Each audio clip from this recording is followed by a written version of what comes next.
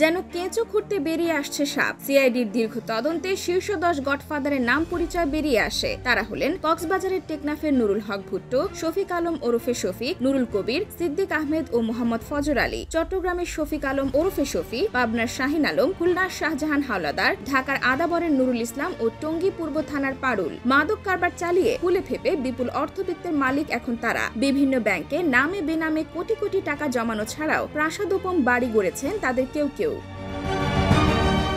বুধবার সিআইডি কার্যালয়ে সংবাদ সম্মেলনে অতিরিক্ত মহাপুলিশ পরিদর্শক ও সিআইডি প্রধান মোহাম্মদ আলী মিয়া বলেন, 2020 সালের পর থেকে 35টি মাদক মামলার তদন্তে নামে সিআইডি। এসব মামলায় নাম আসা গডফাদারের সম্পদের যে হিসাব পাওয়া গেছে তার মোট পরিমাণ প্রায় 178 কোটি 44 লাখ টাকা। এছাড়াও 35টির মধ্যে 3টি মামলার গডফাদারদের 9.14 একর জমি এবং 8 কোটি টাকা দামের 2টি বাড়ি আদালতের নির্দেশে ক্রয় করা হয়েছে। মানি লন্ডারিং মামলায় ব্যাংকে তাদের গচ্ছিত প্রায় 1 কোটি টাকাও ফ্রিজ করা হয়েছে। এমনকি প্রায় 37 কোটি টাকা মূল্যের আরো 35 একর জমি, 12টি বাড়ি ও 1টি গাড়ি ক্রয়ের প্রক্রিয়া চলছে।